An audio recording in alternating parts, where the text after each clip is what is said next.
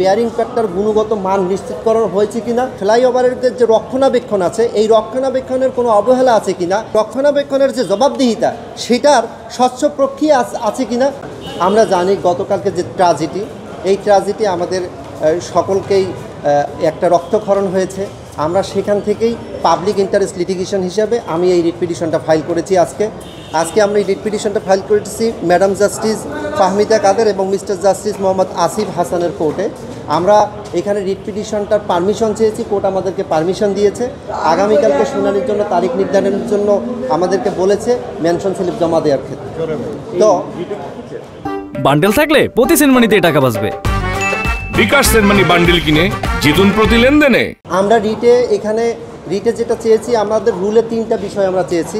একটা হচ্ছে এখানে যে বেয়ারিং প্যাডটা ছিল এই বেয়ারিং প্যাডটার গুণগত মান নিশ্চিত করা হয়েছে কিনা সেটার উপরে আমরা রুল প্রেয়ার করেছি।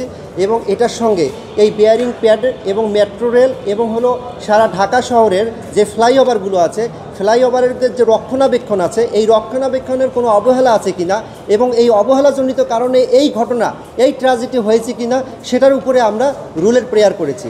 এবং পাশাপাশি এইখানে যে এই রক্ষণাবেক্ষণের যে জবাবদিহিতা সেটার স্বচ্ছ প্রক্রিয়া আছে কিনা সেটার উপরেও আমরা রুলের প্রেয়ার করেছি।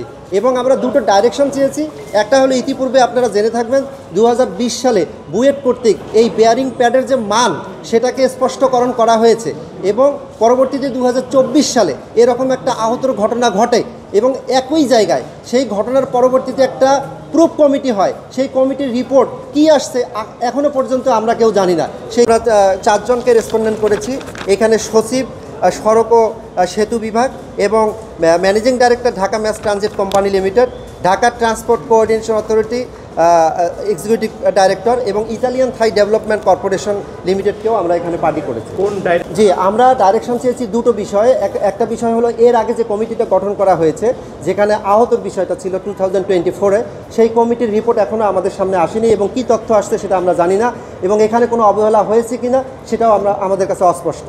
কম্পেনসেশনের বিষয়ে গতকালকে আমরা দেখেছি এটা কম্পেনসেশনটা অলরেডি অথরিটিকে বলা হয়েছে টাকা 5 লক্ষ টাকা দেওয়ার জন্য এবং সেটা internal policy of the department.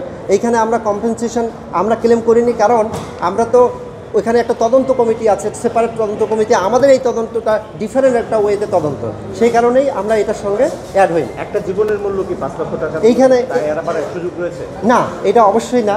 এখানে 5 লক্ষ টাকা এটা অধিদপ্তর তাদের কম্পেনসেশন, তারা এটাকে অবহেলাজনিত কারণে এটাকে দিচ্ছে, কিন্তু এইটা অবশ্যই এনাফ না। এটার জন্য আমরা রুলের মধ্যে যে পুরো কমিটি নিয়ে আসছি, যদি কমিটি ফাইনালি এটা নিয়ে আসতে পারে যে এখানে অবহেলা হয়েছে সেখানে আমরা পরবর্তীতে কম্পেনসেশনও ক্লেম করতে পারবো।